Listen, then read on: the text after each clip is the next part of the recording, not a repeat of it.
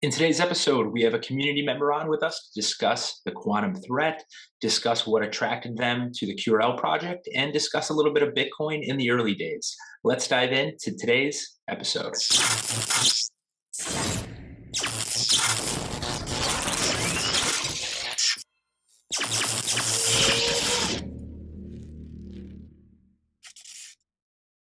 Hey everyone, and welcome back to another episode of the Quantum Resistant Ledger channel, the place where you come for the crypto and stay for the quantum.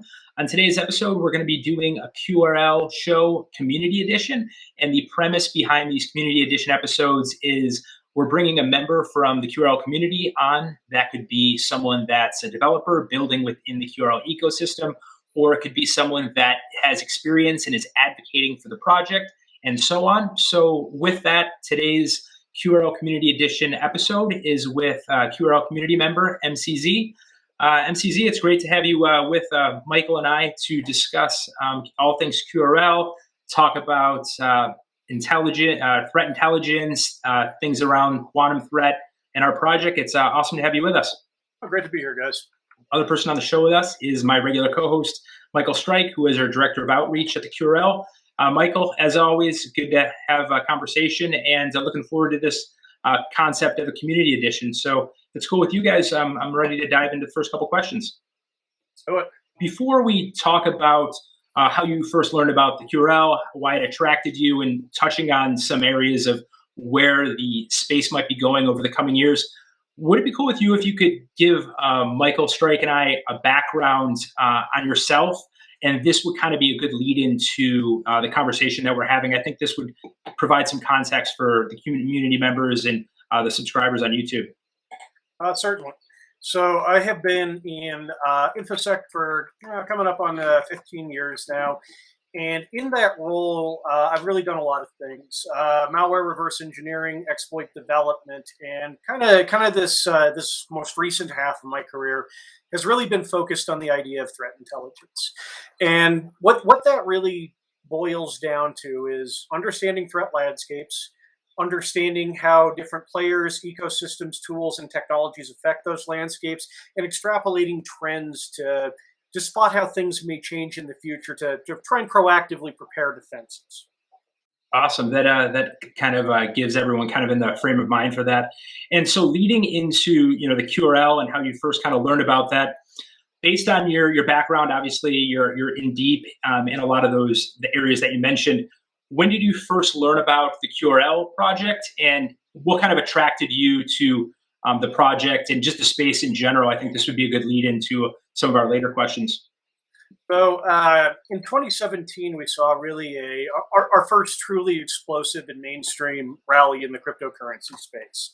Well, there certainly has been a lot of stuff that happened before that. That was one of the first times that the public took notice, and it was really one of the first times that altcoins were a discussion item really at all.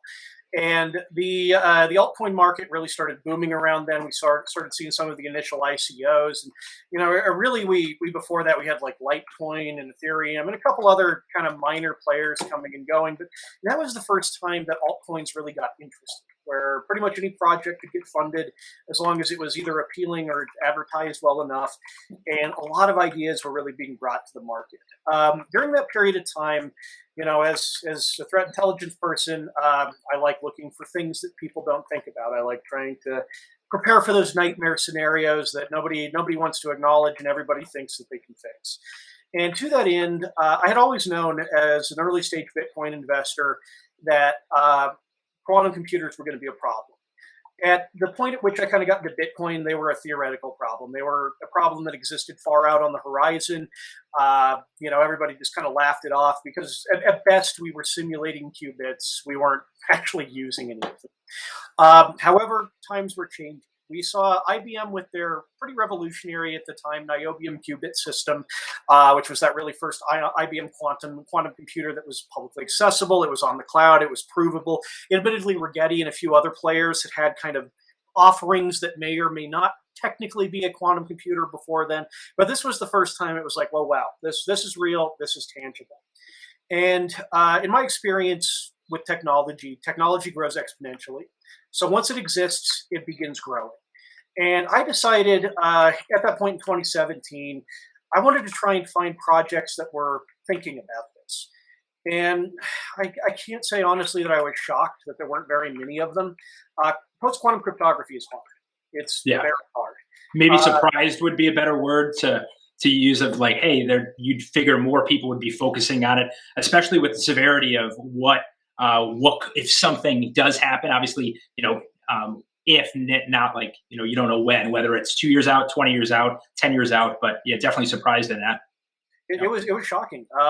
You, you see people taking a look at it and saying, okay, well, it's 1 qubit. Nothing can happen there. And it's like, my perspective is, what happens when it's not 1 qubit? What if this becomes truly a tangible manifest scale thing? Is it bad or is it good? And the answer, at least in the cryptocurrency space, is it's apocalyptic. It is a total Armageddon for the vast preponderance of projects and groups. And nobody really seemed to want to face up to that reality. So I had to do a lot of digging. And I ended up discovering through the initial listing on Bittrex and the very fortuitous, from an SEO perspective, name Quantum Resistant Ledger, the Quantum Resistant Ledger. And it appealed to me a great deal. It seemed to have a really good team behind it. The motivations were there. All of the second generation blockchain features were on the roadmap. And it looked like about the only group that was really making a concerted, concentrated effort to answer this. And when you look at the term cryptocurrency, the first word is crypto. And if the crypto is not there, it's not sufficient, it doesn't solve the problem, well, you don't really get to have a currency. Yeah. I'll jump in a little bit too. I agree with everything you said. Honestly, ironically, you were talking about when altcoins started coming into the space, right, 4 or 5 years ago. Yeah, the big ICO craze, especially 2017. Mm-hmm. And the lack of I think, Mike, you mentioned the lack of quantum projects. I mean, when you said it was shocking, the lack of, well, fast forward 5 years. If it was shocking then, how do you feel about it now? It was shocking then. It's downright negligence now. Negligent. Okay. I like it. Yeah, and I mean, there's not just a lack of players in the space, but there's also how would you even describe it? A lack of knowledge, a lack of ambition, and even of some of the players that are in the space that say that they are, they really aren't. If you dig into the source, if you dig into the code, if you dig into the processes of the in the order of operations, for example, on signing a signature, things like that, you realize that. Well, it's very easy to say the word quantum, and it's certainly a popular buzzword. I think Marvel Universe had a little bit to do with that. Perhaps I might be speculating a little bit, but really, from the team's perspective, and it sounds like from your perspective, this is really just organic growth that we're talking about. And you were talking about if I were to relate this to some other projects, let's talk about scientific revolutions from other areas of history. Manhattan Project, Turing machine, scientific breakthroughs that occurred. These all occurred when at a time in history of when we never had this degree of collaborative meetings and things like that. You couldn't. You could make a phone call, right? Okay, during in the 40s and 50s, Manhattan Turing. This was all phone call. Maybe there was conferencing call at the time. I don't know. And I'm not talking about everyone sharing the same POTS line on your block, right? But if you look at the amount of collaboration that we have, everything, the aggregate of human knowledge is directly right in front of you. You have user groups, you have everything that you want to know. And I think that's, I don't even know if you can really compare the progression of creating and sustaining new technologies now with where it used to be, because of just the collaboration is so much better. Yeah. Oh, absolutely. And I'm, of course, unambiguously an advocate for the quantum resistant ledger. And it's been one of my experiences when talking to particularly kind of older guard investors, people who were here for the 2000 tech bubble. They were here for like the 80s. They've seen some of these cycles go. Almost all of them really don't understand the rate of progress that we're seeing today. How truly, we're well beyond Moore's law in terms of Yeah. growth rate. And again, it just feels like nobody's modeling these things out. You look at the data that's available, and people are like, oh, 10 years out.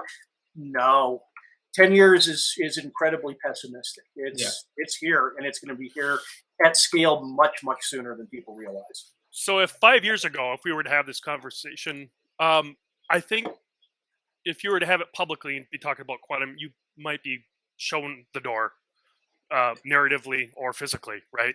Yes. And if you look at the amount of progress being made now, I mean, it's not fictional really anymore. I mean, all you have to do is just assume that we're able to continue scaling as we are now. There is the flip side of that argument in that the more Morse qubits that you scale into the quantum processor, the higher the error rate becomes as well too. But if you look at it, if you zoom out and look at it from a macroscopic perspective, you'll notice that as each problem presents itself, creative solutions are being found to address these problems. And all you have to do really is assume this. All you have to really do is just zoom out and assume the status quo, that things are going to continue as things have been going. And if you do that, that's actually seems to me the path of least resistance than it does to say that that this is that it's a unicorn, right? Yeah.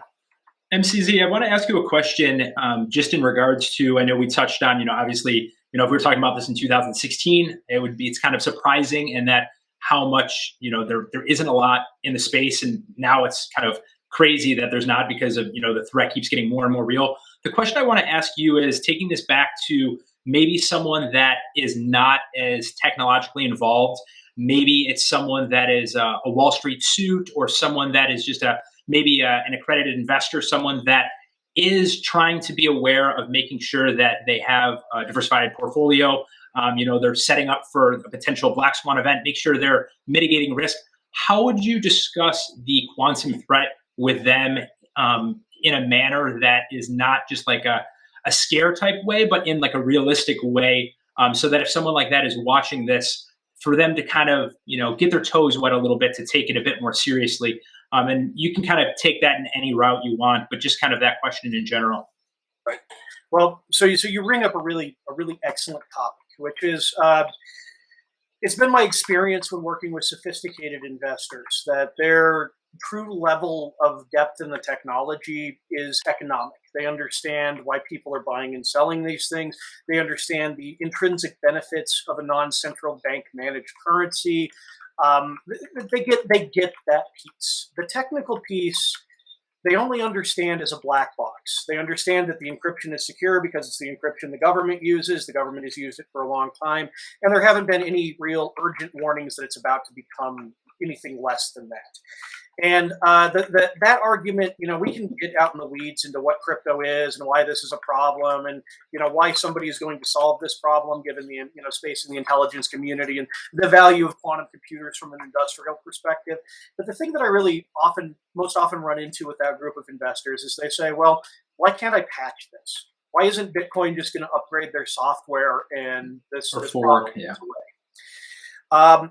I find talking about that to be very beneficial, and really, it's a very simple explanation. In order for other projects to fix this problem, and yes, many of them are starting to finally pay a little bit of lip service to it, which is good news. Still no code commits, but lip service. They have to go through an incredibly painful process whereby every single user on that blockchain has to manually perform an action, or an exchange must do so on their behalf. And given that process has a finite cap on it, we don't know when that time frame will end yet. We don't know when we'll have a scale quantum computer that can crack ECC. I have some theories, but we don't really know. No one can. We do know that it ends. Eventually, given the rate of advancement in the field, a day will come when you can no longer use ECC.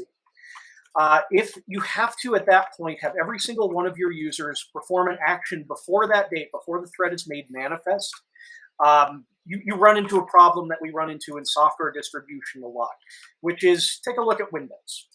how many people out there are still running Windows 98? How many people out there are still running Windows 95? I can tell you from the perspective of my day job, it's more than you would probably imagine. People don't necessarily understand the technology that they're buying, and normally, well, that can have a cost in terms of getting some malware or something like that, in terms of old versions of Windows. In this case, it has a cost that is the totality of your investment. And if either the developers behind these projects don't adapt in time or their users don't react in time, huge chunks of these ecosystems will inevitably fail. And right now, we just do not see any kind of rush to get a fix out for any of the big players in the space, and that is dangerous. Yeah. So on something that you said, it's been backward compatibility is one of the is for a lot of projects and products outside of blockchain is a primary goal, right? So people are used to things being backward compatible.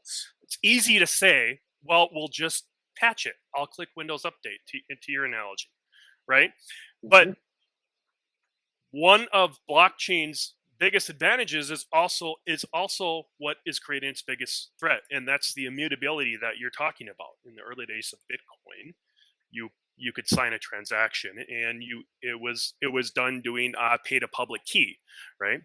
Today you can pay with public key hashes, and it makes a little bit more resistant to future quantum tech. But it's well established that there's lots of public keys that are already known, and even if they're not written to chain, you still have them. People still know what they are in a lot of cases. So it doesn't even have to be immutably written to the chain.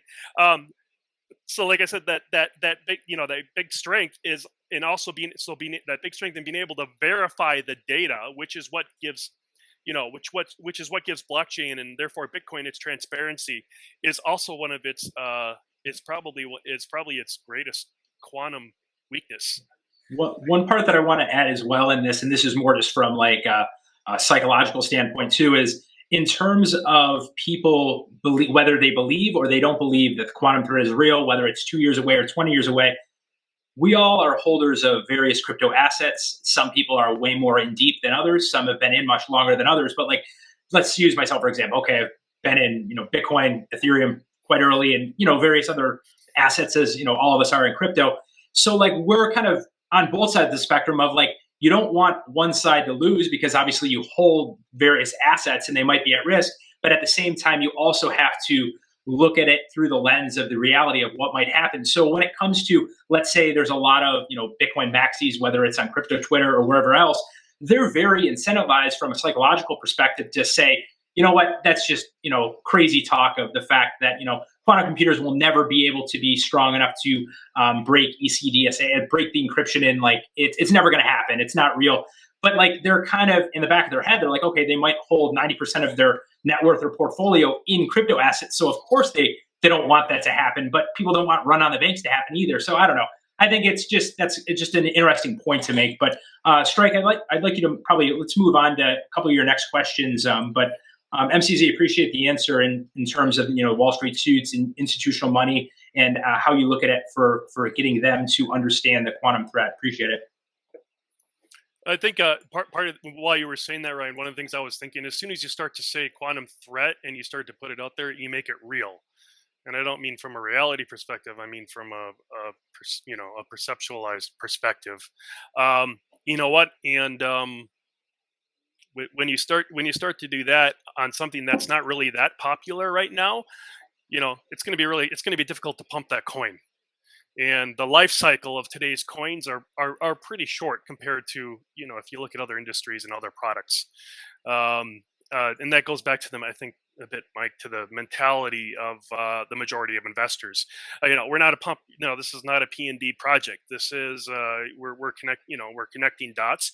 We're technology and quantum enthusiasts, and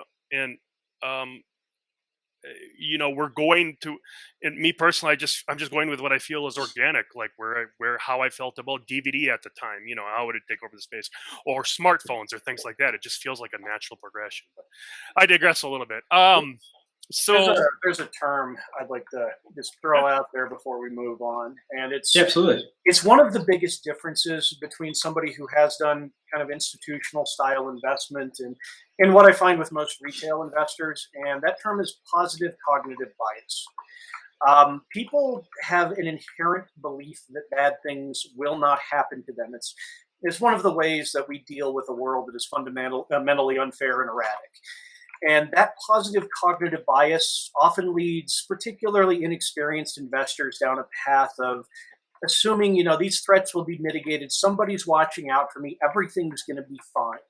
Institutional investors understand that the best intentions don't necessarily ever work out to be the best results. And while I do believe we will see some of these projects eventually, maybe too late, maybe not, try and mitigate this flaw, uh, it's again kind of negligent if you're going to manage a large crypto portfolio not to have some baseline hedge against the idea that that doesn't work out. well, there's recency bias too, right? True. Things I go through my life, I'm expecting my day to fall within a certain degree of very acceptable variability statistically based on what's happened yesterday and the day before. I expect things to be relatively close. And even ironically, I think COVID should start. I mean, has probably statistically started to break down some of the barriers on recency bias. You would think so. I don't know if I really see that, but I mean, it should at least be an indicator that things black swans happen. Yes. But And to your point, we are fundamentally saying here that something that has never happened in the history of the universe is about to happen. And that is a big claim. Yeah.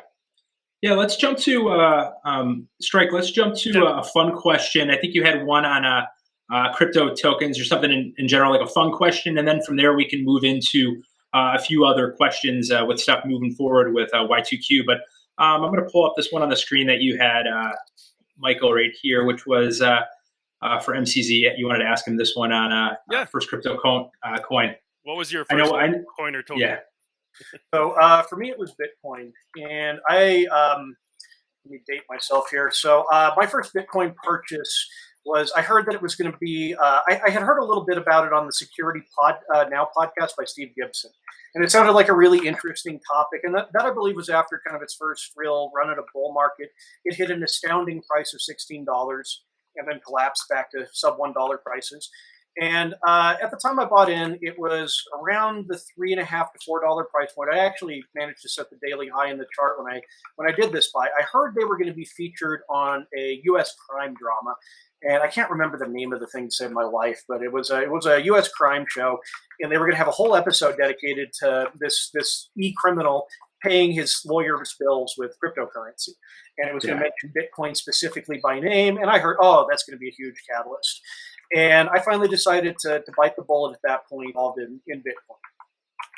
So you learned the first time. I'm gonna freely open myself up to social ridicule, and I humbly ask forgiveness to the community that this is actually my third entry into crypto.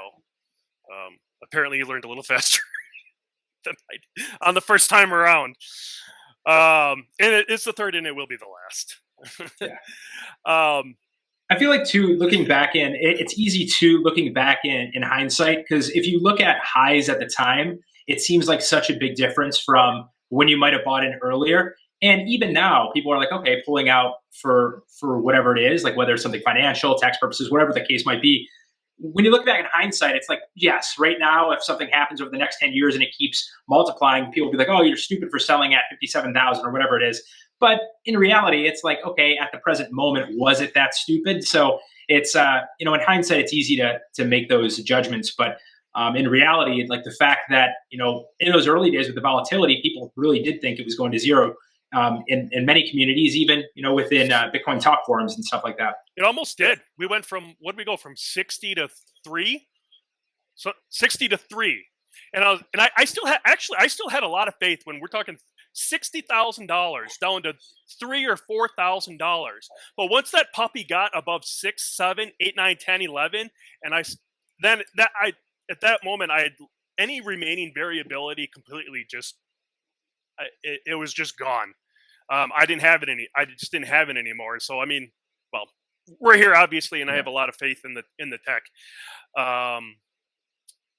Anyway, we talked. So we talked a little bit about we talked about some of the psychology behind blockchain, and some of its history, and Mike, your security background. In previous episodes, we've also talked about Y2Q, as we call it in the project, similar to Y2K, obviously, except the quantum version of Y2K. So with Y2K, as we know, I mean, many of us were. I was, Mike. I think you probably were, Ryan. People buying horses, filling up bathtubs, all that weird stuff. Yeah. Well, we didn't know. I mean, there was a lot of media hype around the time, and I think there was a community conversation on this I might have added into. But there was a lot of media continuity, and people were talking about this. Which is why I think it actually helped quite a bit in addressing the problem, because everyone knew about it. This doesn't feel like that. This feels a little different.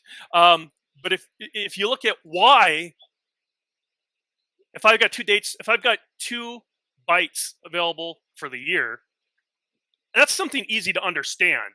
I just don't know what it looks like. I just use 2 slots in the code, and it's just going to go back to 0, 0, because there's just not 4.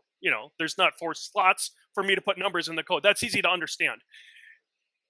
The quantum aspect, the quantum equivalent of a black swan event, this is much more sophisticated, and I think that's probably, people don't really know what it is. It's like a technology unicorn. So I guess one thing I'll ask is, we've talked a little bit about this, Mike. How do you see this quantum threat, this Y2Q? How do you see this going down? Yeah, and obviously we're all being subjective of do we think it's going to be a trickle? Do we think it's going to be a little bit all at once? What's your general take? And obviously, we all have our different opinions on it. We're not pretending it's, we're holding our word to it. What's your take?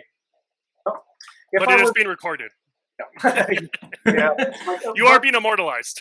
My take has been fairly consistent this whole time, and it remains so. It is my belief that if you look at the scale of technology and costs required to develop a quantum computer, at present, there are only a very limited subset of organizations who are capable of building them.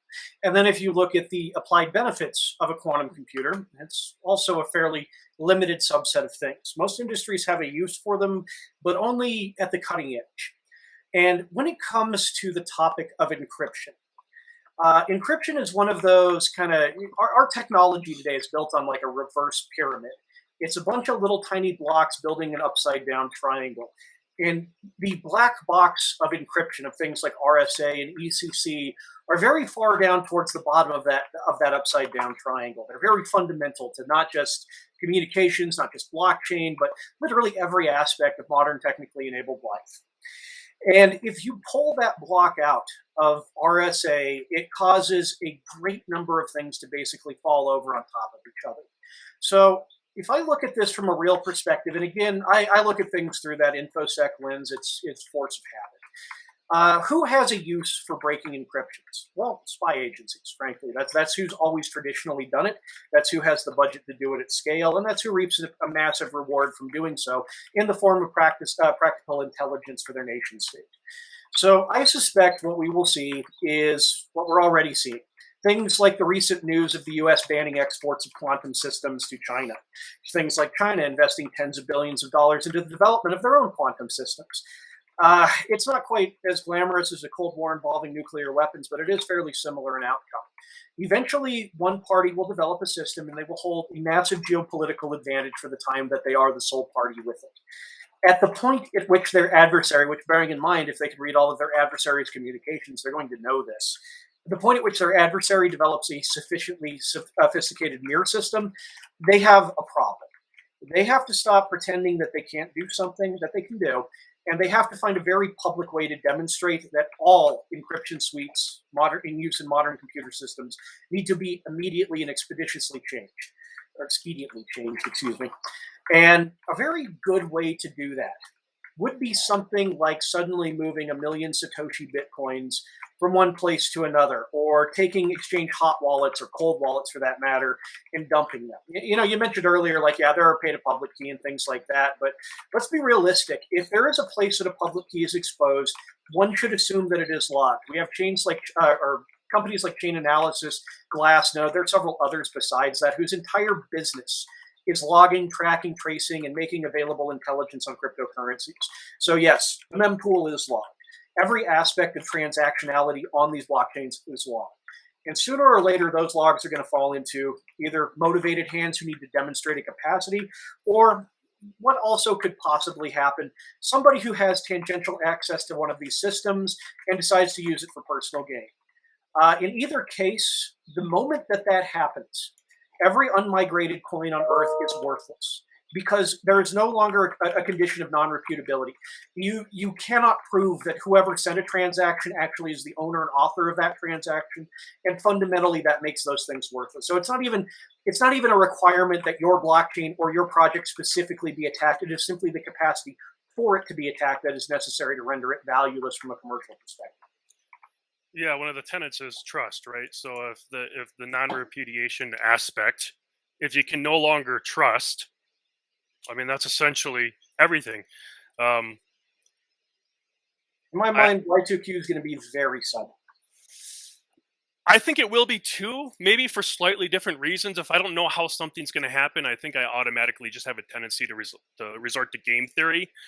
I think that it'll come out, that I think it'll be covertly done in such a way that either from an information, well, you can argue that big data is money, and communicate, being able to decrypt, international communications, that's essentially priceless. But I think there'd be a strong effort, if a sufficiently powerful quantum computer was manufactured, to keep it as secret for as long as possible. I think they'll try and take the same approach that they did in New Mexico at the Trinity site, right?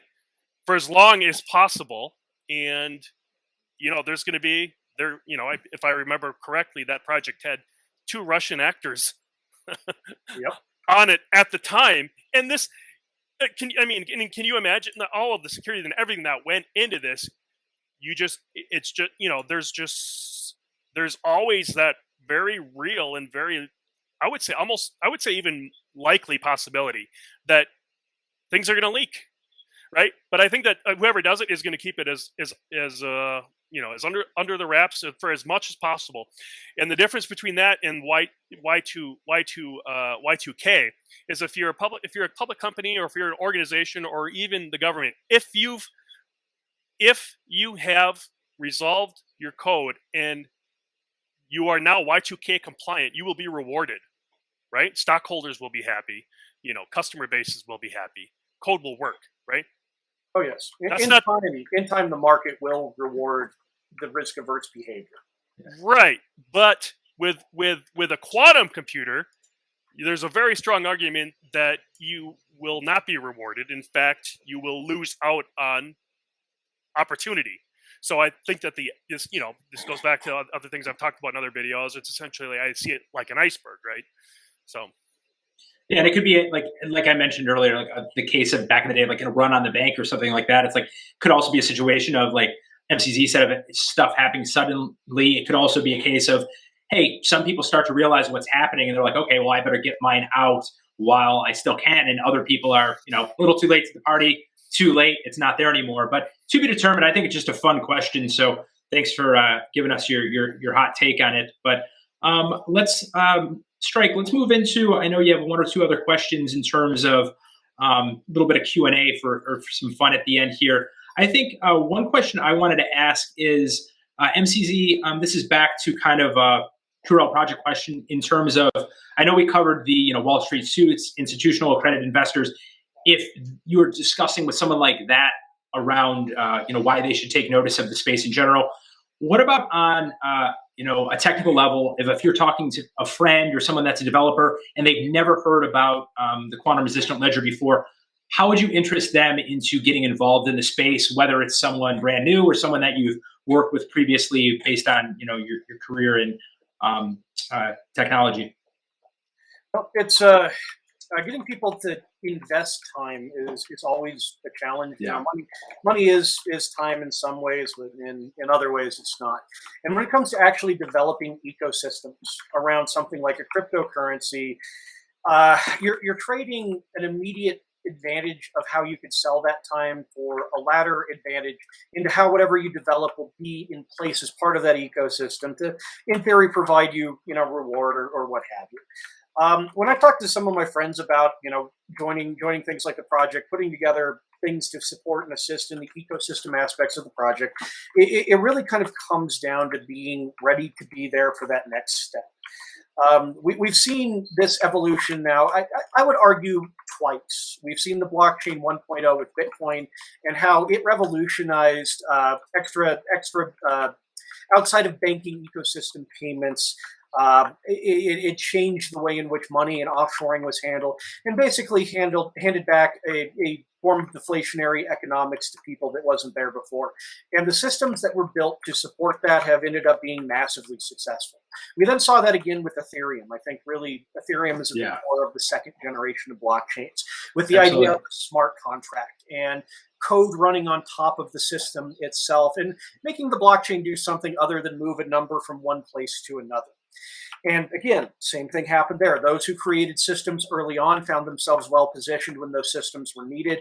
And while they weren't, necessarily massively profitable undertakings at the beginning, certainly they became that later. In this case, this is even more fundamental than either of those two. The post-quantum blockchains, working with post-quantum cryptography, understanding the nature of a quantum computing threat, because frankly, most people don't even really understand what this does or doesn't break, let alone, how it impacts a specific blockchain or technology or cipher suite or what have you. Building something for this now is an investment for the future. It is an investment in yourself. It's an investment in not only that, but developing from a purely mercenary commercial perspective, a skill set that is already starting to become very much in demand and very much underfulfilled. If you can build things like stuff for D-Wave's quantum annealers, you will be able to find an extremely well-paying job that can certainly make the effort of learning worthwhile. If you build something for the quantum-resistant ledger, you're making a bet that that technological trend is going to continue. You're increasing your marketability while you do so, and you're producing a powerful side project that you can demonstrate.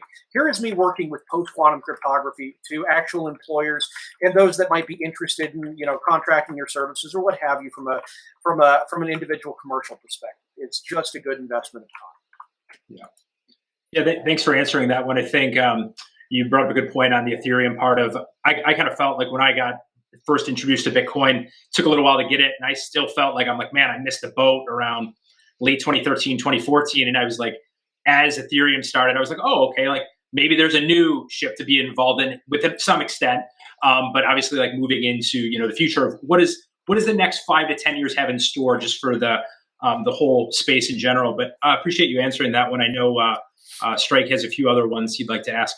I'm going to make a prediction. I'm sure someone's going to, internet doesn't like to forget anything. It's got a good memory. I'm sure this may come back and haunt me. So mnemonic seed phrases, right? Such as what the Ledger Nano uses. Okay, so these are generated, I'm going to say pseudo-randomly for the purists out there, and then are deterministically used to create private keys for your other applications on your Nano using, I think it's the BIP32 standard, right? I'm going to make a prediction that at some point, let's say 5 years from now, you'll be able to use a biometric input in order to integrate a hardware wallet and a smartphone, and you'll be able to use that biometric input in order to create a master private key that'll feed a seed to all of the private keys for your underlying applications within that hard wallet. We're already doing something similar with Face ID, right? I mean, it's at the end of the day that however your face is being determined when you hold your phone up, it has to come down into something deterministic in order to be able to grant you access or therefore not grant you access. So I'm going to make a prediction within 5 years that you're going to be able to you'll be able to generate if you want to. You don't necessarily have to go the biometric route because of what it ties that it ties that account to you uniquely forever, right? But you'll have the ability to create a deterministic wallet based on fingerprint, face, retina, pick something. You fill in the blank. What do you guys think? Oh yeah, totally reasonable. Biometrics are becoming far more integrated with society every day. So one device in the future, 5 years.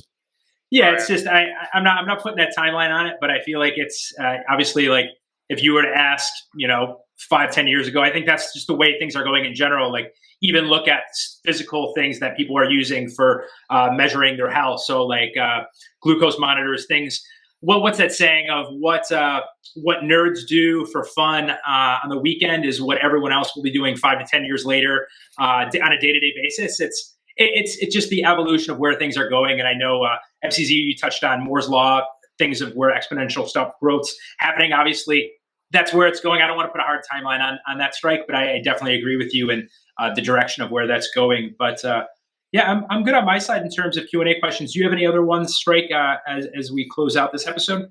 Yeah, I got some we can close with. How about so we've got for those that aren't familiar with our project, hopefully this video has helped a little bit. We have a strong Discord community with a lot of people that I would say have very in-depth and diverse technical backgrounds. Many of those users and community members have been around for years. So I guess with pump and dump schemes everywhere, a lot of projects have much higher turnaround. So NCC, what do you think as far as what do you think that it is about this project that it attracts and retains a community of technology and network security professionals for the length of time that it has? Because if you look at, we have new members that we've accumulated, but our turnaround rate, we haven't really. If I look at the list, the same people are still there from when I started with the project and are passionate about the tech. Why do you think that is? Well, it's one of my favorite things about this project. Really, is the community. It's I can't really think of many other software projects where I've gotten to know various people within it. The number of PhDs in this community is astounding. The number of people that we run into here who just have strong coding backgrounds, who work in InfoSec. It tends to be a very appealing thing because I think for those of us who are used to dealing with the concept of risk, this makes a lot of sense. It's got a real utility. It's tangible. It offers something that the world may conceivably need. I certainly think it's almost a certainty that the world needs this technology. And it doesn't come with any of, what's a polite way to put it, any of the goofiness that you tend to see with, your various dog-flavored coin of the month items.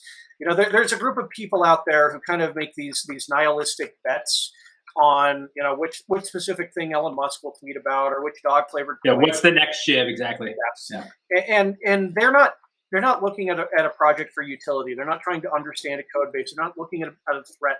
They're simply betting that somebody else will pay them more for their purchase than they spent on it in the first place. Yeah, and then they pull the rug. Yeah, it's hard to see through. I mean, unless you really, unless you're really in InfoSec or even, hopefully, maybe even in IT, it's hard to see through that fog. Right? You have to care. You have to actually want to understand the technology to go deeper, and ultimately, that's one of the things that the early Bitcoin movement had, is you had people who were buying Bitcoin not to make money, not because they thought it was going to increase the balance of dollars in their account, but because they simply believed a Bitcoin was a more utilitarian object, digital token though it may be, than a U.S. dollar. Yeah, so with the dogs and the monk and the apes, and the hybrids and all of that, there's certainly a strong argument towards what a market would call a greater fool theory, right? And it's hard to see through that.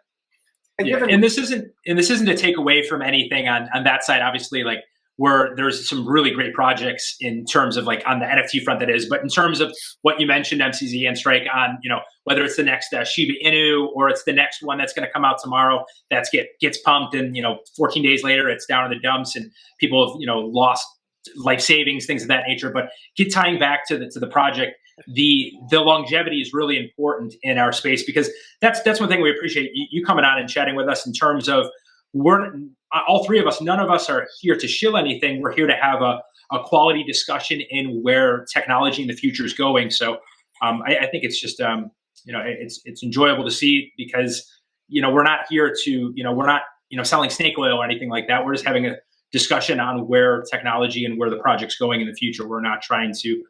People can make their own opinions, as Strike, as you eloquently say it on here. So we're just providing an insurance policy, guys. That's what we're doing. We're connecting dots. We're not making anything up. A lot of what we said is already known within the industry. We're simply repeating. Now there are novel aspects. I don't mean that we're not making it. We have novel, novel technology that's being put together. There's no template for any. It's taking a little while because it is new, right? So these are novel aspects, and and that's just not easy to do. So we are the insurance policy. We're not. I'm not saying that. I'm not. I'm not Woody Harrelson on the top of the mountain yelling the world's going to end. Providing information, and at the end of the day, and I heard you say, Ryan, that when people lose their money because they lose all of their life savings because they bet on Elon Musk's puppy, right? And those same people are, by the way, are not they're not going to be complaining with for the opposite ones that actually win. They're not going to be complaining about that. It's like when you're at the blackjack table. Yeah, if no one does a survivors, bad hand. It's classic survivorship bias too, and you're seeing the sunshine and rainbows, but you're not seeing the reality of the other 99%. But now, is there any other questions you have, Strike, as we close out as a last one? I'm good on my side. I think we've covered a number of really good ones. Yeah, I'm covered on my side. We're good. Thank you for joining us, MCZ 45A. I guess pick a name. Yeah, we appreciate it. And for those of you that are watching, if you haven't already done so, make sure that you subscribe to our channel at the bell red icon below if you haven't done so already, so you can keep up to date with our upcoming episodes. And as you already mentioned, Strike, MCZ, we appreciate you joining us, having a really good discussion. And until next episode, have a great rest of the week and keep those digital assets secure. Thank you. Take care. Thanks, guys. Bye.